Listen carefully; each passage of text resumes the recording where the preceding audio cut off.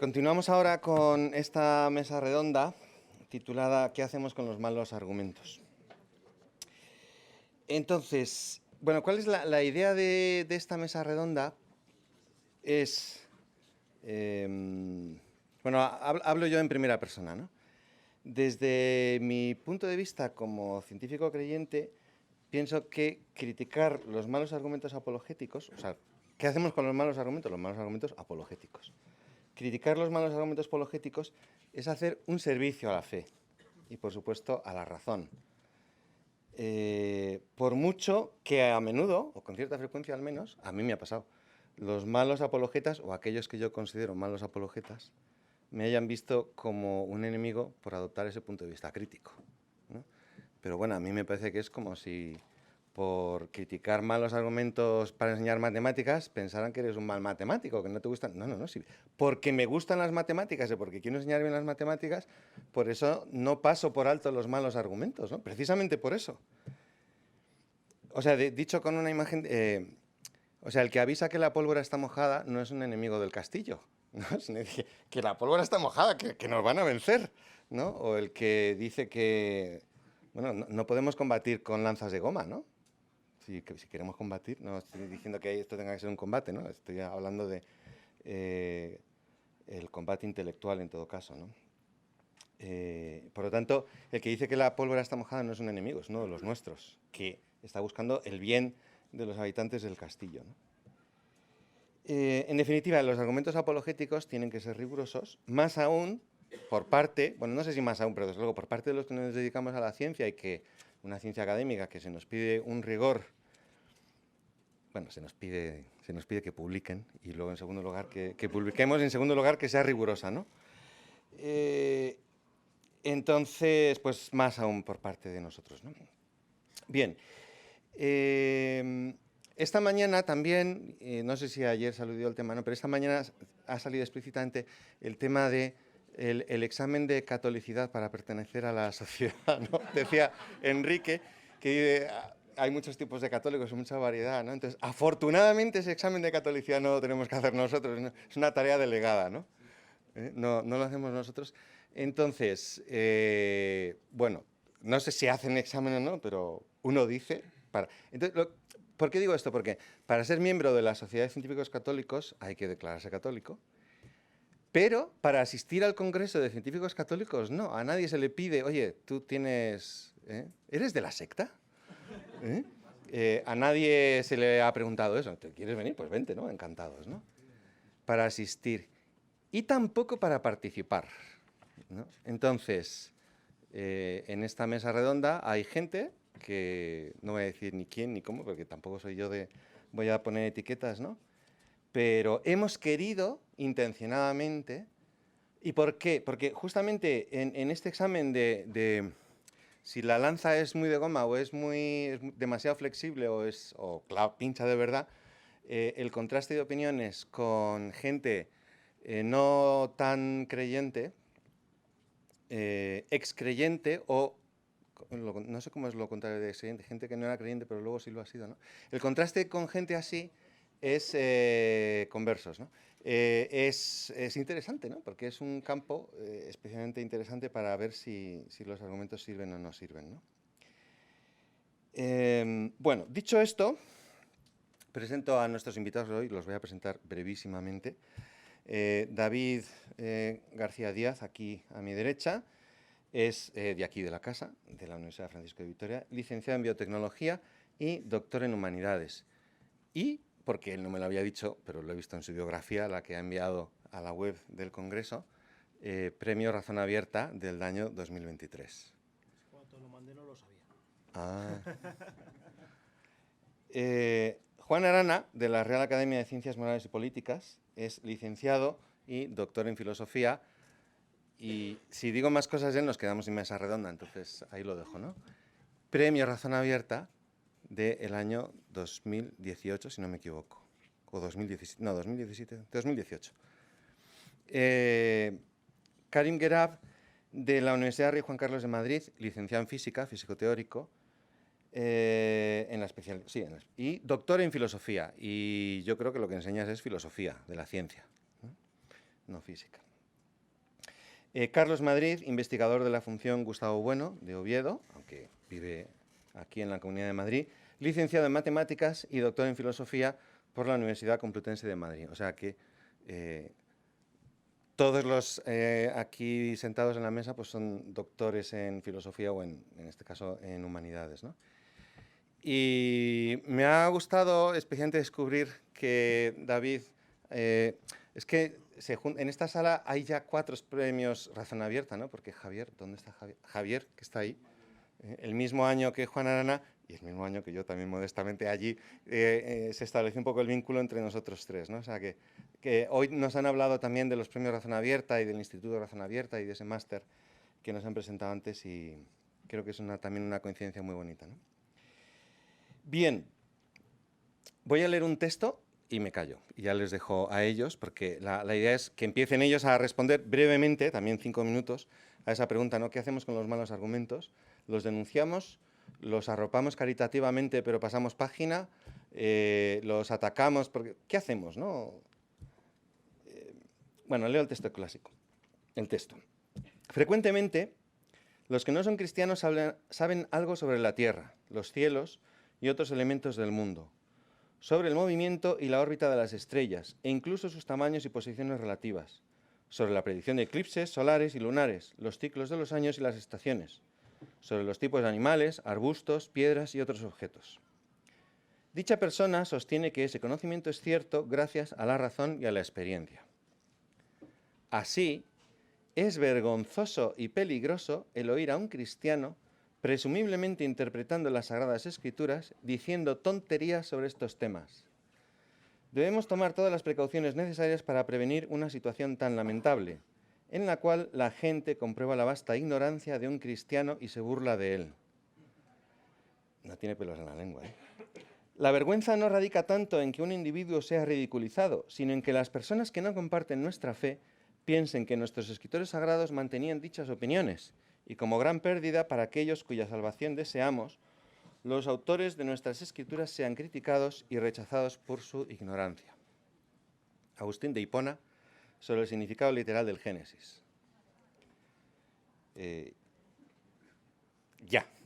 La charla anterior, la de Javier Pérez Castells, especialmente, ella introduce todo un posible tema de malos argumentos, o quizá no tan malos.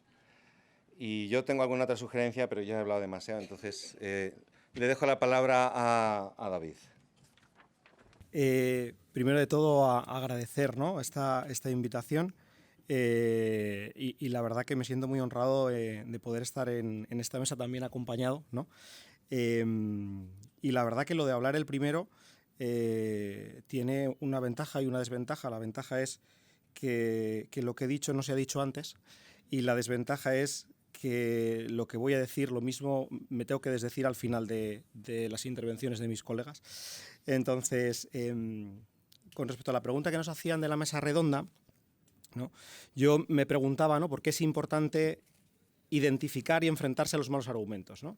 Y con esto ya, evidentemente, adquiero una posición con respecto a lo que pienso de qué hacer con ellos, ¿no?, que es primero identificarlos y luego enfrentarse a ellos, ¿no? Y yo pensaba que la cuestión fundamental de por qué hay que enfrentar un mal argumento y de identificarlo es porque generalmente los malos argumentos distorsionan el proceso de toma de decisiones, ¿no? Yo, como profesor en bioética, y bueno, el área que estoy ahora mismo encaminando mi investigación, aunque mi tesis fue en epistemología, me doy cuenta de que un mal argumento y de lo que pensamos tiene una correlación necesaria con aquello que hacemos, ¿no? Es decir, que hay una intrínseca relación entre pensamiento y vida, que hay una intrínseca relación entre verdad y bien, ¿no?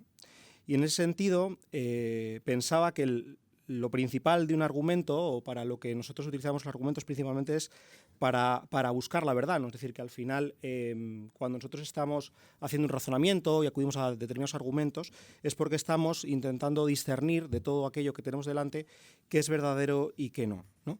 Y perdonadme la licencia, yo no estoy acostumbrado a hablar a un foro mayormente cristiano, ¿no?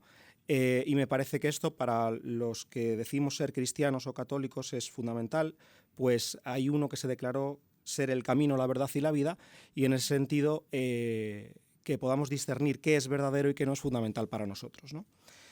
Me encuentro generalmente, cuando hablamos de los malos argumentos, a gente que entiende los argumentos no como un medio para buscar la verdad, sino como un medio para convencer a alguien de algo, ¿no? Independientemente de si aquello que digo es más verdadero o menos, estoy más seguro de lo que digo o menos, ¿no? En este sentido, no deja de haber de fondo un pensamiento utilitarista en el cual se justifica que un pensamiento erróneo o falso se puede utilizar alegremente con el fin de convencer a otro si de eso de que lo convenzo es bueno, ¿no? O lo considero como bueno, ¿no? O sea, no estoy hablando de querer manipular al otro para sacar yo un beneficio y que el otro salga perjudicado, sino que muchas veces los argumentos apologéticos, los malos argumentos apologéticos, lo que quieren o lo que buscan es acercar al otro a Dios, ¿no? O al menos en eso se escudan, ¿no? Y en el fondo ahí está la cuestión de qué más da el argumento que yo use si acerco al otro Dios o a la Iglesia, ¿no? En este sentido, yo pensaba que este desprecio hacia la verdad, o al menos esa indiferencia ante la verdad, rompe el vínculo existente entre verdad y bien. Y eso, para alguien que dice ser cristiano católico, debería cuanto menos inquietarle, ¿no? Además, creo que de fondo hay una desconfianza en la razón y en la libertad del otro, ¿no? Hay una desconfianza en tanto en cuanto entiendo que el otro no va a ser capaz de alcanzar la verdad por sus propios medios y entonces ya le doy un argumento medio torticero que le convenza, ¿no? Porque si le digo lo que hay, a lo mejor no lo va a entender, ¿no? Entonces vamos a contar, vamos a utilizar un argumento que convenza mucho, aunque no sea suficientemente sólido, ¿no? Y además una desconfianza, creo yo, en Dios y en la gracia, ¿no? Y esta es mi manera de entenderlo, ¿no? En tanto que Dios es la verdad, ¿no? Y debemos confiar también en que Él actúa, ¿no? y dispone y provee, ¿no? Y en ese sentido, no todo depende del poder de mi argumentación y de la capacidad que yo tenga de convencer, sino de si acerco o no al otro la verdad, en tanto que la verdad es Dios, ¿no? Y esto es lo que yo pensaba. Pero no siempre se utilizan los argumentos o los malos argumentos de forma malintencionada, ¿no? O intencionada y maliciosa, ¿no? Sino que muchas veces esos malos argumentos yo confío en ellos y me los creo y creo que son verdaderos, ¿no? Muchas veces estos malos argumentos, ¿no? Que nosotros nos creemos y de los cuales estamos convencidos son fruto de defectos de carácter intelectual, ¿no? O bien porque hemos cometido alguna falacia lógica, o bien porque los datos en los que nos sostenemos son erróneos o incompletos, o bien porque sacamos conclusiones apresuradas al respecto de alguna cuestión que todavía desconocemos, ¿no? Y aquí las causas son varias, ¿no? Pues falta de conocimiento, falta de habilidades de pensamiento crítico, complejidad en el tema que estamos tratando, que necesitamos necesariamente simplificar para poder comprender, y en eso a veces nos equivocamos, ¿no? Una extrapolación epistémica injustificada, ¿no? Muchas veces nos encontramos que, amparados en el prestigio de las ciencias experimentales, pretendemos justificar ciertas cosas, ¿no? Porque la ciencia experimental dice, ¿no? Y las ciencias experimentales en su método y en su alcance tienen unos límites que no se pueden, de alguna manera, siendo riguroso, no se pueden pasar, ¿no? Sino que hay que acudir a unos métodos distintos, a un modo de conocimiento distinto que nos lleve a plantear las preguntas en su justa medida, ¿no? Y en ese sentido, la demostración matemática de la existencia de Dios, por ejemplo, o alguna de estas cuestiones, a mí generalmente me generan un cierto rechazo, en tanto que, conociendo el límite epistemológico, ¿no? y del objeto material y formal de una ciencia, ¿no? Pues entiendo que a veces hacemos afirmaciones, ¿no? sostenidos en el prestigio de las ciencias experimentales que no les corresponde a ellas hacerlo. Esto no quiere decir que desde las ciencias experimentales no se pueda realizar una reflexión filosófica o teológica, pero hay que acudir a otro tipo de herramientas, a otro tipo de argumentos, a otro tipo de disquisiciones que es necesario conocer y dominar. ¿Cómo combatir estos errores, ¿no? Pues a mí se me ocurría que, bueno, pues que lo más fácil es estudiar filosofía, estudiar lógica, que no es una cuestión menor, ¿no? Para intentar desenmascarar la falta de solidez de los argumentos que utilizamos, ¿no? También muchas veces preguntándonos, ¿no? E intentando llegar hasta las últimas consecuencias de nuestros argumentos para ver si de verdad los tenemos que descartar o podemos seguir confiando en ellos, ¿no? enfrentar con argumentos de otros, ¿no? Y buscar siempre los mejores argumentos para poder sostener aquello que hemos descubierto como verdadero, ¿no? Presentar evidencias sólidas, sostener en la experiencia, ¿no? Huyendo del idealismo, ¿no? Sostener en la experiencia de lo real, ¿no? Aquello que afirmamos. Creo que todo esto es importante. Sin embargo, yo he visto que uno de los mayores problemas que tenemos a la hora de abrazar los malos argumentos y de creérnoslos no tiene que ver con los defectos intelectuales, aunque a veces sí, sino con algo que tiene más que ver con la moral, algo que tiene más que ver con la falta de algunas virtudes, ¿no? Como por ejemplo la prudencia, ¿no? Cuando afirmamos o negamos cosas sin tener en cuenta que a lo mejor no sabemos suficiente todavía del tema o no hemos contrastado suficiente aquellas cosas que pensamos, ¿no? O la falta de honestidad cuando lo que buscamos en el fondo no es la verdad, sino justificar nuestros planteamientos previos, ¿no? Es decir, ya sabiendo que tengo razón, pues voy a ver cómo me justifico, ¿no? Y esto es algo que encuentro mucho en mí y que digo honestamente siempre a mis estudiantes, ¿no? Cuando hablo con ellos, ¿no? Que hay que intentar, sobre todo cuando les doy clase de bioética, no justificar lo que ella piensa, sino honestamente intentar hacerte la pregunta de verdad para ver qué es lo que hay de verdad detrás de eso, ¿no? Entonces, con respecto a esto, también sería interesante hablar del sesgo de confirmación, ¿no? Como muchas veces los malos argumentos que abrazamos tienen que ver con que no podemos aceptar que no estemos en lo cierto, ¿no? Y en ese sentido, aceptamos acríticamente algunas cosas, descartamos o menospreciamos los argumentos de aquellos que no piensan como nosotros y buscamos selectivamente la información. Esto está a día de hoy en boca de todo el mundo, en las redes sociales, ¿no? Cómo funcionan y cómo te eligen la información que te muestran, ¿no? Con respecto a aquellas cosas que te gustan o te dejan de gustar, ¿no? También por el deseo de persuadir por encima de ser riguroso, ¿no? Por el deseo de convencer, ¿no? O a veces por el deseo de encajar, por la influencia que tiene la sociedad y la cultura sobre nuestro propio pensamiento, ¿no? Y cómo, por no dar la nota discordante, pues uno acepta, ¿no? y sostiene argumentos, ¿no?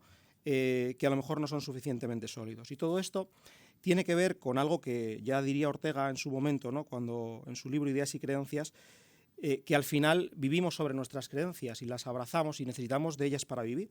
Y muchas veces ponerlas en cuestión hace que la vida se nos dé la vuelta como un calcetín, ¿no?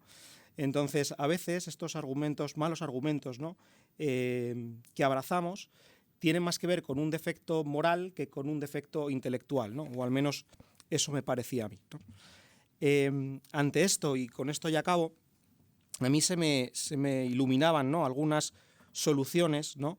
Que tienen que ver fundamentalmente con la apertura a buscar con el otro honestamente la verdad, ¿no? Teniendo en cuenta siempre que la verdad se puede conocer, que existe una primacía de la realidad sobre mi propio pensamiento a la hora de conocer la verdad, que además al buscarla con otro tengo que hacer camino con el otro y eso implica muchas veces adaptar el ritmo y los argumentos, ¿no? Sin perder rigor, pero al nivel que el otro puede también comprender y con lo que podemos dialogar y avanzar. Y además yo decía, si Dios es la verdad, ¿qué hay que temer? ¿No? O sea, ¿qué hay que temer en esta búsqueda? ¿A qué tenemos miedo? ¿No? Y aquí me venían a la mente, a la memoria, unas palabras de Benedicto XVI que aparecen en Deus Caritas Es y que dice que no se comienza a ser cristiano por una decisión ética o una gran idea, sino por el encuentro con un acontecimiento y con una persona, ¿no? En este sentido, yo pensaba que es mucho más importante que tener muy buenos argumentos el ser testigo, ¿no? Si lo que uno quiere es acercar a los otros a Dios y a la Iglesia, ¿no? Y en ese sentido, los argumentos pueden ayudar, ¿no? Y pueden facilitar el acercamiento a la verdad, pero en mi experiencia, en estos casi 10 años que llevo dando clase, lo que me he encontrado es que a mis alumnos muchas veces les convence más un testimonio de alguien que honestamente busca, que honestamente se pregunta, que humildemente reconoce no saberlo todo y que humildemente reconoce saber algunas cosas, que argumentos aplastantes, ¿no? que pretendan dirigirse solamente a su razón, pero que no entiendan al otro como una unitotalidad, que no se dirijan también a su libertad y a sus emociones, ¿no? A sus sentimientos, ¿no?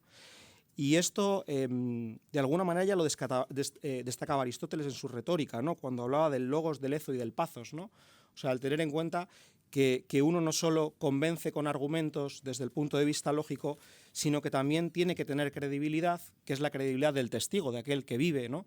Aquello que le ha cambiado la vida, y también reconoce que el otro, que el que escucha, tiene una predisposición que también hay que ganarse, ¿no? Sin esto tener que ser entendido desde el punto de vista de la manipulación o de el halago fácil al público para que ganarte su beneplácito, ¿no? Y por mi parte, nada más. Gracias.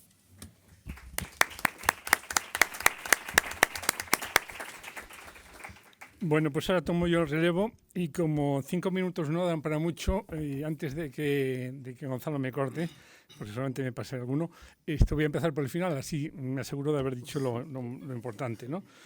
Lo primero es que yo estoy un poco a disgusto con el tema. Me lo ha puesto Gonzalo y me ha parecido un tema interesantísimo, ¿no? Pero eso de condenar o de descalificar o no sé. O sea, por supuesto que yo creo que los malos argumentos hay que echarlos a la basura, pero ya no estoy tan seguro como estaba hace 15 o 20 o 30 años de qué es un mal argumento. O sea, me parece que los malos argumentos también se dicen de muchas maneras. Es decir, que muchos malos argumentos son malos argumentos para mí o para ti, pero a lo mejor para un tercero no es tan malo, ¿no? Y en ese sentido, de lo que se trata es de lo que se argumenta, no de la calidad de la argumentación, así proyectándolo a una especie de mundo platónico de los mejores o de los únicos argumentos, ¿no? Eso me recuerda, hay un filósofo del cual dice la tesis doctoral que tiene un escrito, la verdad que era un escrito de juventud, que se titulaba, aquí me pegó el pegate de decirlo en alemán, a ver si no lo meto demasiado en la pata, Der einzig mögliche Beweisgrund zu einer Demonstration des Daseins Gottes, o sea, el único fundamento para demostrar la existencia de Dios. Esto es antipático, ¿no? Que solamente hay un argumento, y además justamente el que yo digo, después curiosamente, después se desdijo, ¿no?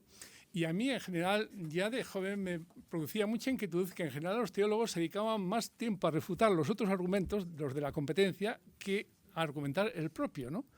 Con lo cual debería decir, bueno, aquí todos se parecen bastante. Los ateos piensan que todos los argumentos son malos y los creyentes creen que todos son malos excepto uno. Entonces, yo me gustaría ser un poco más permisivo, ¿no? En ese sentido, ¿no? Y entonces, bueno, pues aprovechando esto que me planteó, y para no decirlo de una manera simplemente venir con las manos en los bolsillos, tengo un libro en mi casa que me compré cuando era joven, pero nunca había abrido hasta ahora, que era el Denzinger, que como saben ustedes es el libro donde están recopilados las declaraciones dogmáticas de la Iglesia Católica.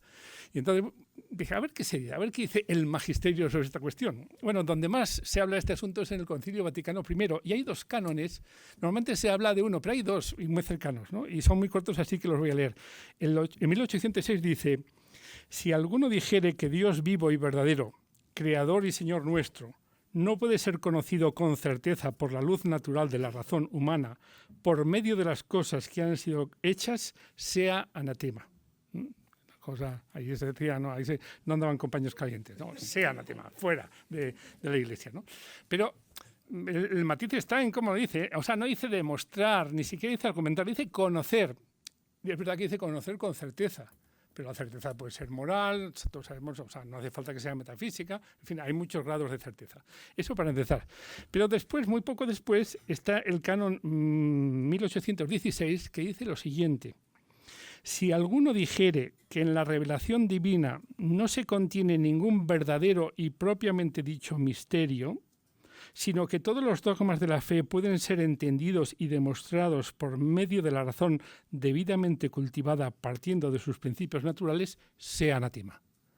O sea que te puedes pasar por los 2 lados, ¿no? Esto es una estilis y carides. Si quieres demostrar demasiado poco, anatema. Y si quieres demostrar demasiado, también. O sea, te tienes que buscar un lugar ahí en medio, ¿no? Entonces, eso me recordó un argumento que yo diría el argumento de mi mujer. Mi mujer no es que sea analfabeta, es catedrática en la universidad, bien que de literatura hispanoamericana, ¿no? Y estos temas le pillan un poco lejos, ¿no?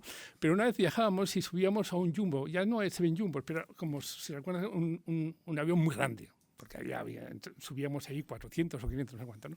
Y según subíamos por la paralela, me dice, creo en Dios y en todos los misterios de la Santa Madre Iglesia. Y le digo, ¿y por qué? Y dice, porque si esto puede volar, me parece mucho más inverosímil que cualquier misterio de la fe. Entonces esto yo lo llamo argumento de Marita y me parece que es un argumento bastante bueno, ¿no? ¿Y por qué decir que eso es malo y que hay que tirarlo a la basura, ¿no? También eso en Navarra, de donde soy originario, se cuenta la historieta, se cuenta como anécdota, ¿no? De un párroco que era muy típico, muy racial, que le dijeron que un feligrés suyo que estaba, digamos, ya en los últimos momentos de su vida, no se quería confesar porque no creía en el dogma de la Santísima Trinidad. Y entonces el tío fue allí y dice, pero bueno, ¿cómo dices que no crees en las...? Y el hombre ahí medio organizante y tal dijo, pues sí señor, no creo, porque si es uno no son tres, y si son tres no son uno. Y entonces por lo visto el cura le dijo, pero a ti ¿qué más que dar? ¿Tú le tienes que dar de comer? ¿Qué más te da que sea uno o que sean tres? Y entonces dijo el otro, pues es verdad, pues se confesó. Por lo tanto, el argumento valía, ¿no? Por lo menos para esta persona, y estaba en una situación... Bueno, bien, entonces, a partir de ahí, yo creo que se trataría un poco de ver que el argumento es algo que tiene que ver mucho con a quién o para quién se argumenta. Y que quizá nosotros los filósofos o nosotros los científicos o nosotros los teólogos nos sentimos como que estamos en un podio más alto. Pero si es verdad que sabemos más cosas, también tenemos otros problemas. O sea, yo creo aquí que no hay nadie que esté libre de pecado, ¿no? Y por ese sentido hay que respetar, por decirlo así, los argumentos del prójimo. De hecho, en un librito que publiqué titulado Teología para incrédulos, había un capítulo dedicado a argumentos para demostrar la existencia de Dios, y yo llegué a la conclusión de que hay muchos y que hay muchísimos, y que en realidad cada uno tiene su propio argumento, ¿no? Y que en el fondo se trata de buscar el argumento, sino buscar mi argumento.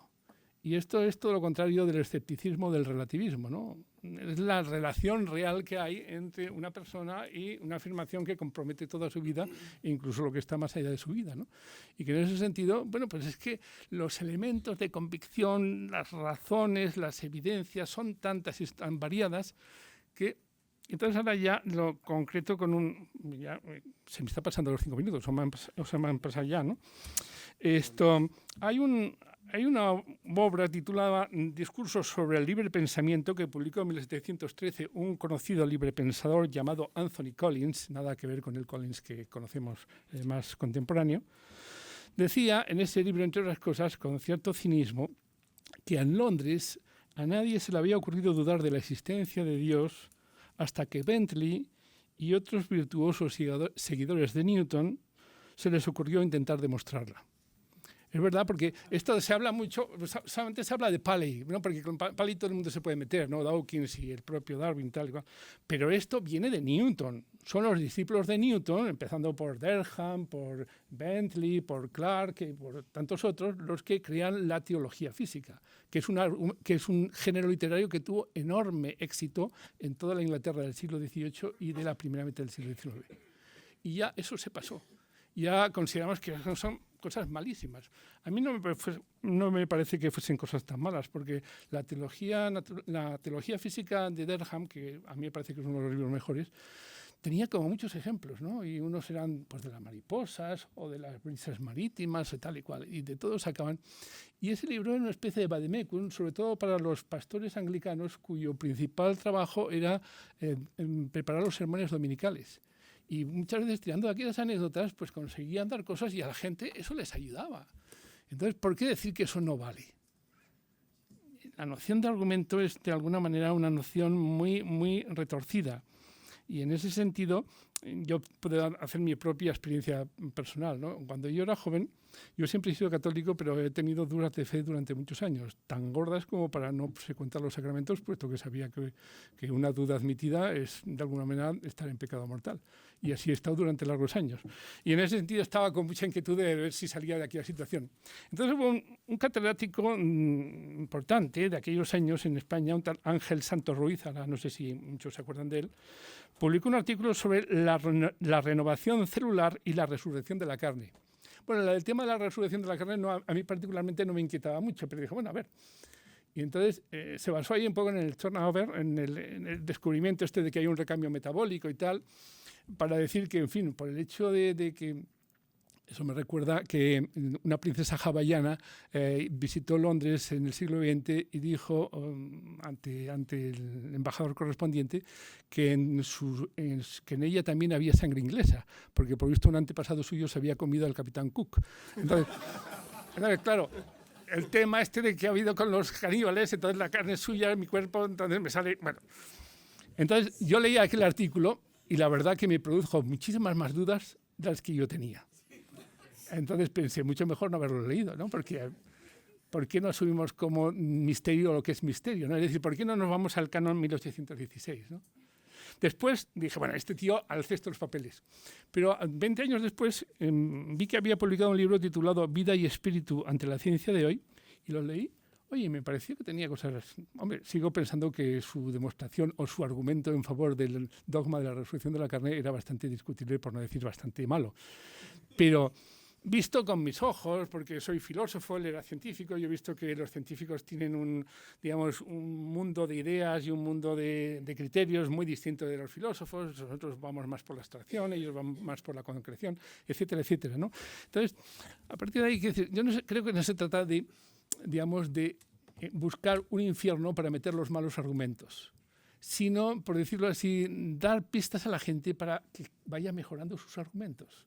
Porque yo creo que hasta los malos argumentos, si se rectifica aquello y lo demás allá, pues resulta que para alguien le valen y no hay ningún prójimo que tenga que poner la sonrisita diciendo, pero qué majadero este hombre, qué cosa está diciendo, ¿no?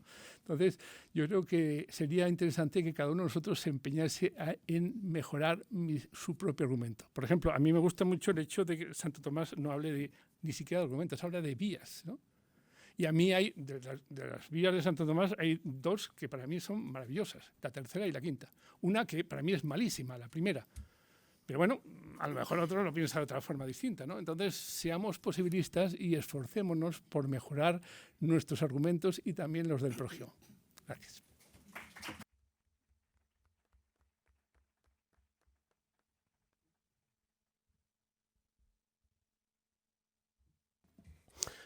Muy buenas tardes, muchas gracias a todos por venir, gracias Gonzalo, pues y gracias a los contertulios. Pues yo voy a empezar de una manera, digamos, dando mi opinión de manera clara, y luego diré una cosa para que no me eche Gonzalo. La primera es, mi opinión es que no hay argumentos que dar. Como sé que me va a decir Gonzalo que para qué me trae aquí entonces, ahora explicaré por qué digo lo de que no hay argumentos que dar y luego, daré argumentos para explicar por qué no hay que dar argumentos. Y luego explicaré mi punto de vista o mi posición. Entonces, al respecto. Y con algunos consejos, y es que yo puedo dar consejos, pues a los científicos católicos para, digamos, defender su fe. Empezaré por una anécdota. Mi anécdota es que, aunque mi nombre, el que aparece, es Karim Gerab, que es básicamente un nombre árabe, mi nombre completo, el que tengo en el DNI, es Karim Javier Gerab Martín. Es decir, me ha quedado ahí fuera justo el Javier y el Martín, que son mis dos. Eso quiere decir que mi padre es árabe, es de Túnez, y mi madre es española. Entonces, claro, en mi juventud, y creo que esta anécdota puede servir, yo estaba entre dos mundos, realmente. Estaba en el mundo árabe, musulmán, y en el mundo hispano, español, católico. A mi hermana, en los veranos, la enviaban... A mi hermana la enviaban a Zamora, que es de donde es mi madre, a pasar el verano, pero básicamente porque estaban ahí mis primas, que eran chicas, y entonces podían jugar. Y a mí me enviaban a Túnez porque tenía mayoría de mi edad de primos, ¿no? Chicos, con lo cual jugaba al fútbol todos los veranos, me lo pasaba genial. Pero todos los veranos me mandaban, en una buena manera, mis padres también de desembarazarnos de nosotros, una a Zamora y la otra a Túnez. Pues pasaba ahí casi 3 meses. Entonces, claro, mi hermana, pues vivió sobre todo el mundo católico. De hecho, bueno, tiene hijos, se han bautizado, todo. Sin embargo, yo, al estar entre dos mundos, me hice preguntas que yo creo que mi hermano no se hizo. Entonces, mis preguntas y de hecho ahí salieron argumentos muy pronto en mi vida, incluso más, por lo que yo he hablado con más gente, más pronto de lo que es normal en un joven, ¿no? Y es que yo me preguntaba, claro, me hacían preguntas, ¿no? Mis tías, sobre todo las de Túnez. Pues que mi padre tuvo 13 hermanos en total, o sea, 9 mujeres, 3 hombres. Tengo un montón de primos en Túnez y un montón de tías, 9, con lo cual me hacían muchas preguntas. Y preguntas además capciosas, porque una era, bueno, algunas feas, ¿no? Como, ¿quién quieres más, a mamá o a papá, ¿no? Otra era, si juegan al fútbol España y Túnez, ¿quién quieres que gane? Otra era, ¿eres musulmán o eres cristiano? Yo era muy joven, yo no entendía esa pregunta bien, ¿no? Poco a poco fui entendiendo. Y me costaba, bueno, no supe nunca responder a ninguna de las 3 preguntas. Supe responder, sí, a la del fútbol sí. A la del fútbol prefería, pero más que nada, un día me dije, de hecho, intenté sincerarme y decir, no, a ver, ¿quién te gusta de verdad? No seas, pues eso, para quedar bien digas que los dos y tal. No, quería que ganara España, pero quería ganar a España porque conocía a los jugadores, me conocía a Ramos, a no sé quién, y los de Túnez no me los conocía, y además iban al Mundial, con lo cual era más fácil. Sin embargo, la pregunta cristiano, musulmán, eso era muy difícil. Y entonces yo entonces empezar a pensar en el asunto. Entonces, y he estado toda mi vida pensando sobre el asunto. Creo que he llegado más o menos a una conclusión desde hace pocos años. Y ahora diré también una lección sobre eso, ¿no? Una lección que yo he sacado. Pero creo que lo primero que me llamó la atención, en mi duda, fue que si era una cuestión racional, ¿por qué en un sitio había millones de personas que pensaban de una manera y en otro sitio había otros tantos millones que pensaban de otra manera? A mí me parecían todos muy inteligentes. Entonces fue una duda que me planteé, si estos son tan inteligentes y estos son inteligentes y piensan distinto, y parece además que son 2 religiones muy confrontadas o fueron muy confrontadas, pues eso me creó todavía más dudas. Si fuera una cuestión un poco más de azar, pues en España serían mitad-mitad, y en Túnez serían mitad-mitad. No serían todos los musulmanes en Túnez y todos los cristianos en España, ¿no? Que si fuera azar, ¿no? Entonces, no era ni azar ni racional. Entonces, era un tema ya muy complicado. Ya con el tiempo, obviamente, ya fui poco a poco entendiendo pues también el tema cultural, el tema de donde uno nace, etcétera, ¿no? Entonces, eso ya, digamos que poco a poco fui entendiendo, pues fui teniendo una respuesta. Pero también me enseñó otra cuestión, ¿no? Que creo que es relevante para este congreso. Y es que yo soy, al final, no me quedé con ninguna de las dos, soy una especie de ateo light, ¿eh? O sea, soy agnóstico, he estado muchas veces pensando si era agnóstico o si era ateo. Tengo una semana, tengo un amigo que es muy católico y que me invitó a pasar una semana en una especie de monasterio, con un padre, una semana totalmente en silencio, ¿eh? Y paseando, todo cristiano y buscando la fe. No salí, fui de todo durante toda la semana, porque era un silencio absoluto y bueno, era todo muy, muy, muy católico, una inmersión. Y bueno, pues quiero decir, salí de ahí, pues seguí siendo agnóstico y tirando ateo, pero tampoco, ateo no me gusta porque no se puede demostrar lo contrario, o sea, no se puede demostrar que Dios existe y que esto es lo correcto, tampoco se puede demostrar lo contrario, con lo cual soy bastante, esto como si fuera positivista, me parece que no tiene, para mí, como carece de significado porque yo no sé responder la pregunta, ¿no? Pero también me enseñó una cosa, y es que, por un lado, creo que los que son católicos o son musulmanes no deberían pensar que aquellos que no son católicos no se han puesto a buscar muy seriamente la cuestión. Es decir, el que no necesariamente el que es ateo, es agnóstico, el tema no le interesa o es anti. O sea, no es que uno sea anti, o sea, no son como bandos. Se puede pensar de una manera, se puede pensar ser ateo y ser un anti, ser una persona dogmática, o se puede no saber en realidad y a lo mejor posicionarte más en una zona, pero no creer que tengas razón, ¿eh? O sea, que puede ser que en cualquier momento cambie, igual que dijo Juan. Entonces, dicho esto y contada la anécdota, digamos que lo que yo pienso es que, por un lado, hay gente que piensa, gente en general, que piensa que la ciencia demuestra que la religión es falsa o que Dios no existe o que esto no es así. O sea, eso es lo que yo he aprendido, es que esto es absurdo. Y de hecho, es una de las cuestiones que yo quiero combatir. Es decir, yo soy, aunque soy más bien soy ateo light, soy aliado más bien de los católicos y de los cristianos, porque veo que hay mucho movimiento actualmente intentando mostrar como que la ciencia demuestra que, y la ciencia no demuestra que la religión es falsa o que Dios no existe, es que eso es falso. Tampoco lo contrario, tampoco la ciencia demuestra, ni puede demostrar, ni puede demostrar que Dios existe o que la religión es cierta. De ahí mi posición de que no creo que haya argumentos, en el sentido que yo creo que son dos ámbitos distintos, totalmente separados, sin punto, en mi opinión, prácticamente sin punto en común. Entonces, una anécdota, y voy a acabar con un par de párrafos que voy a leer.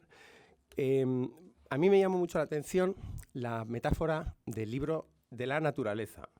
El libro de la naturaleza, que creo que originariamente, a lo mejor tiene un origen más remoto en cuanto a misterios de la naturaleza, pero creo que la metáfora, el que más claramente la mostró en un principio, creo que fue Galileo, hablando del libro de la naturaleza. Y es una metáfora que se ha ido más o menos conservando y que hoy en día yo creo que nadie la menciona, pero en el siglo XIX había muchos cristianos que la mencionaban.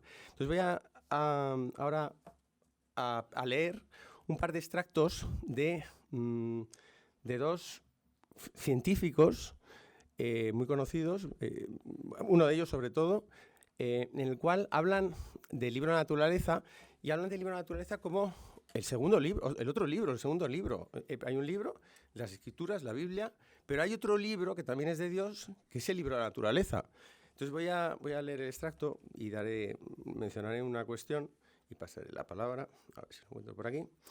Primero voy a leer un extracto de James Maxwell, que fue es uno de los mejores físicos de la historia, el que dio pie a la unificación de las tres fuerzas, que son la electricidad, el magnetismo y la luz, que no es una fuerza, pero que dijo que era lo mismo, básicamente, y dio pie también a una serie de descubrimientos, no solo muy modernos en electromagnetismo, sino también en termodinámica. En todo lo que es termodinámica también fue el que empezó un poco a dar entrada a una serie de conceptos fundamentales.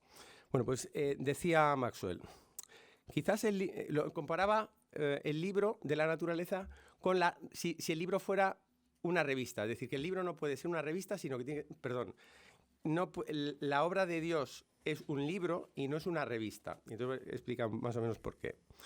Quizás el libro, como se le ha llamado, de la naturaleza, está paginado regularmente. Si es así, es decir, de manera ordenada, si es así, sin duda las partes introductorias explicarán las que siguen, y los métodos enseñados en los primeros capítulos se darán por sentados y se utilizarán como ilustraciones en las partes más avanzadas del curso.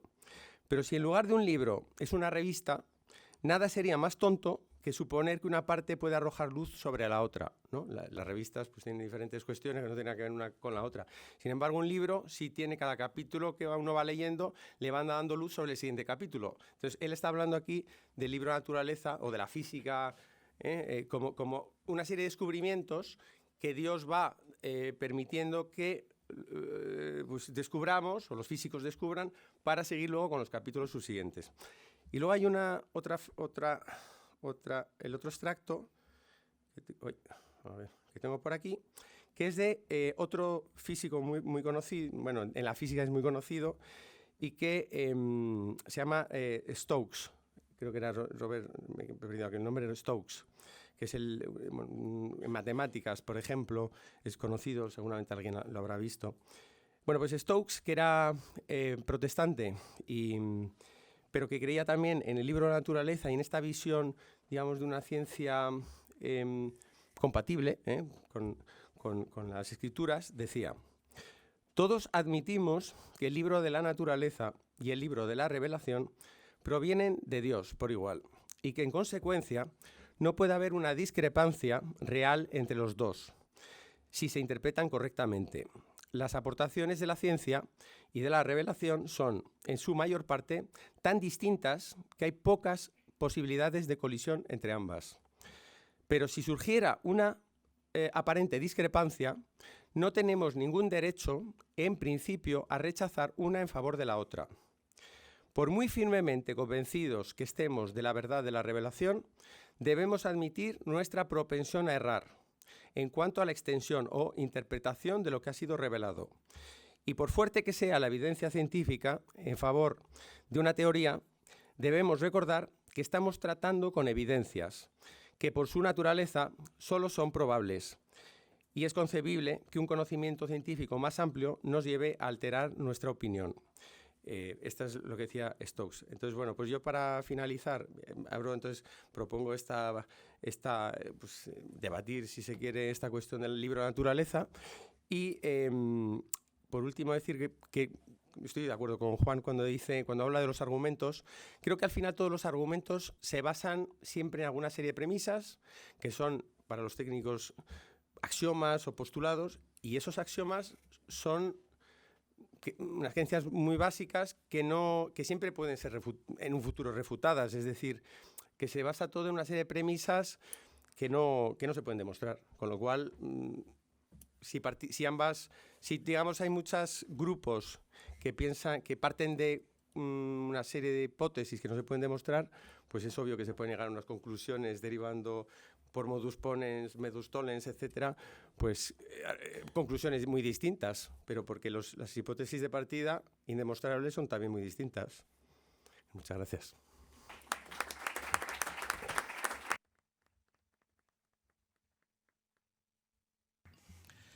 Bueno, como mis anteriores compañeros han puesto las cartas sobre la mesa, pues yo también las voy a poner, ¿no? Y mi posición es la del ateo fuerte, ¿no? Es la del ateísmo esencial total. Desde las coordenadas de lo que es el materialismo filosófico, pues de Gustavo Bueno. Ahora bien, dicho esto, mi ateísmo es un ateísmo católico. Quiero decir que no solamente...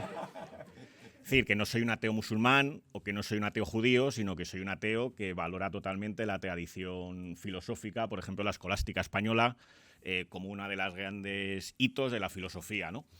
Y donde a mí me parece que, por ejemplo, desde mi posición, los ateos materialistas, y cuando digo materialistas no me refiero al materialismo grosero de un Dawkins y tal, sino del materialismo de el Bueno, ¿no? El de Gustavo Bueno, pues...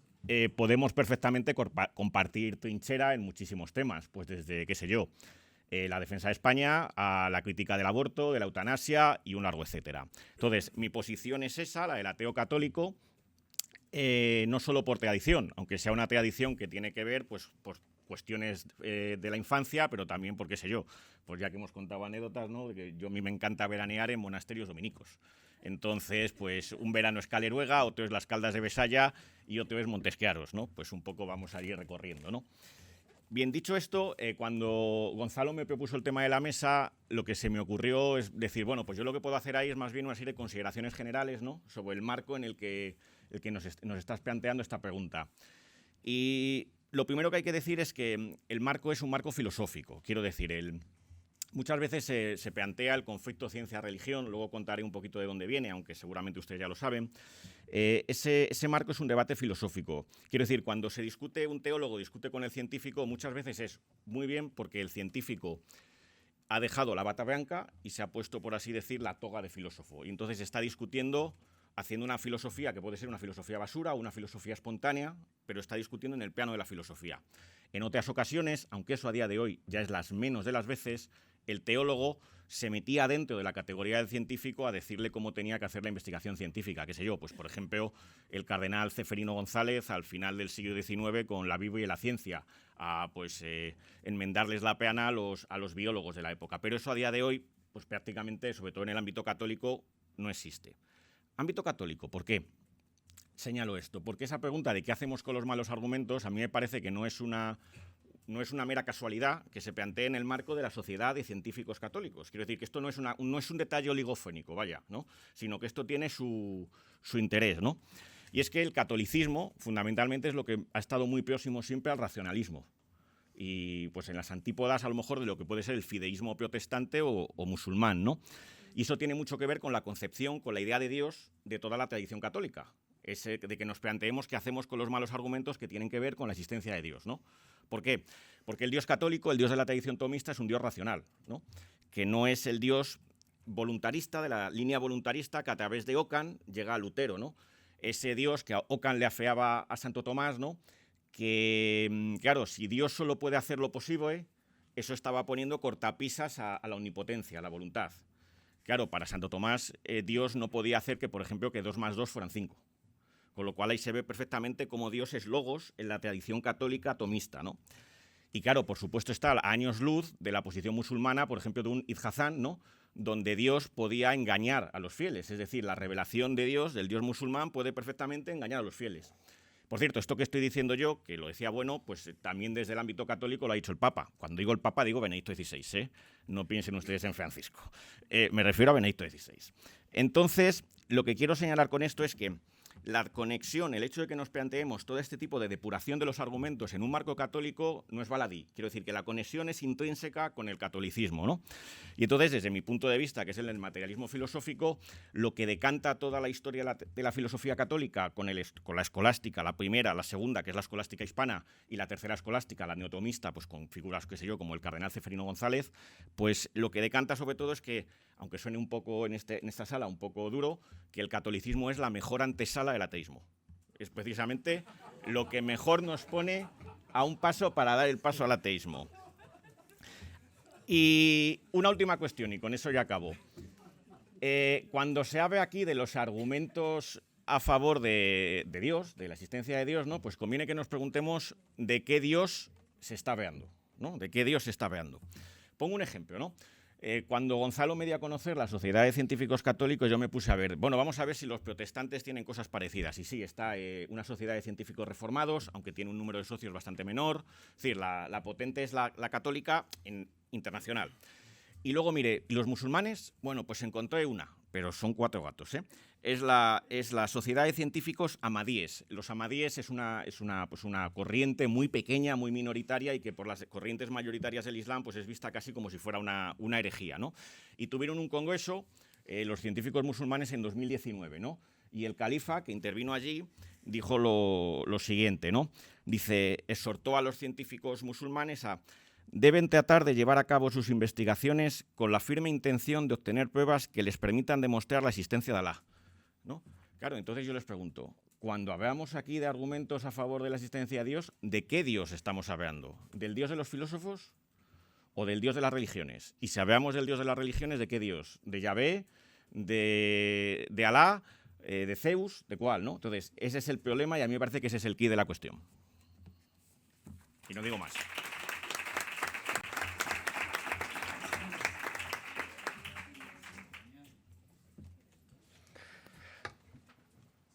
¿Y qué puedo decir yo? Bueno, yo agradezco muchísimo. Obviamente no sabía lo que iban a decir. Solamente yo quiero esto.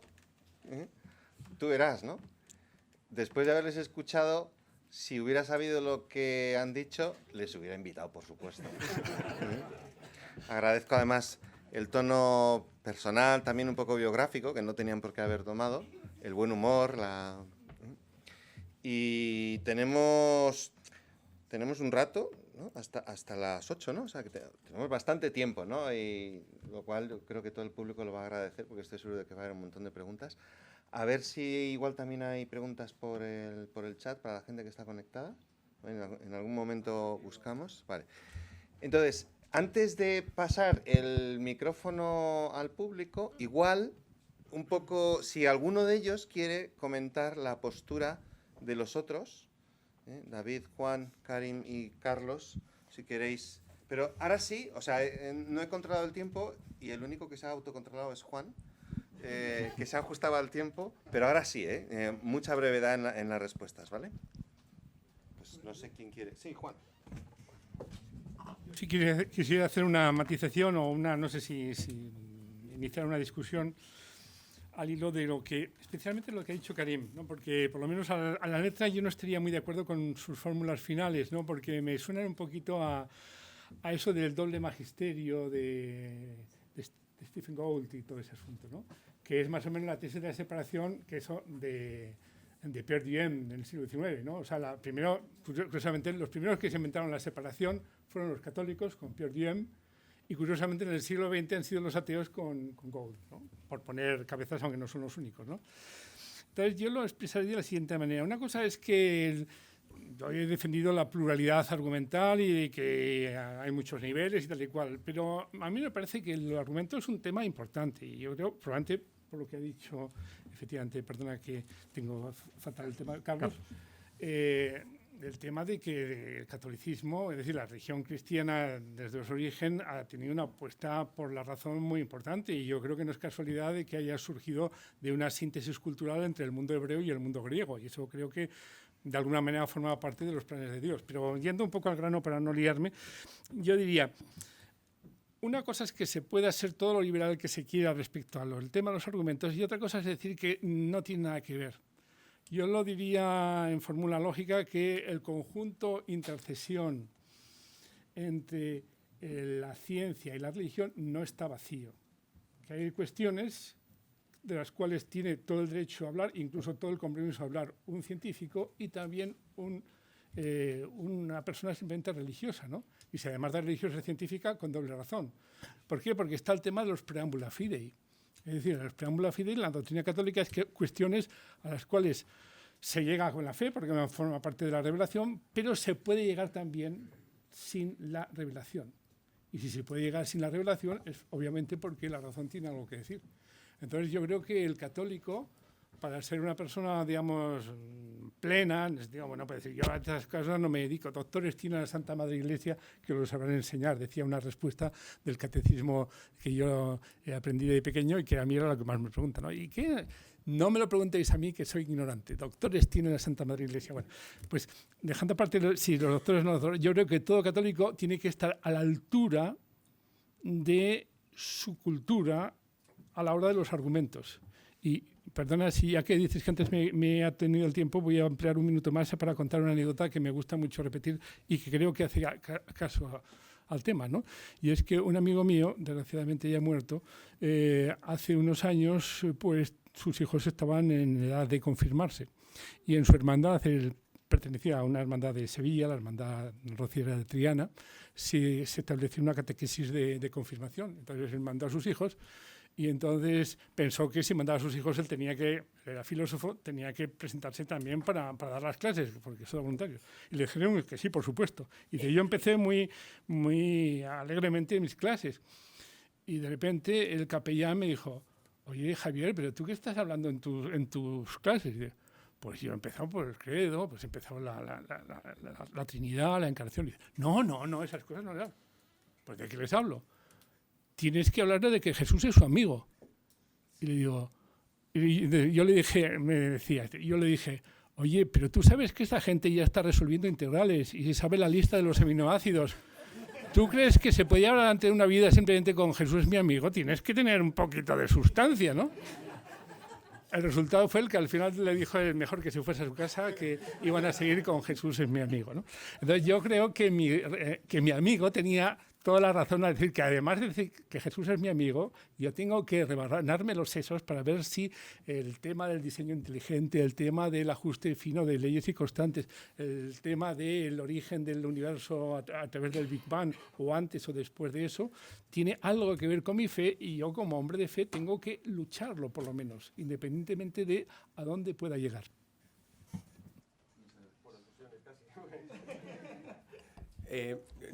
Yo no estoy diciendo que no pueda hablar el teólogo sobre los descubrimientos científicos o sobre el Big Bang o sobre no estoy diciendo eso. Lo que digo es que no se va a poder, ninguna de las partes va a poder demostrar definitivamente nada, porque todo, como bien has dicho, por ejemplo, cuando has dicho serían los planes de Dios.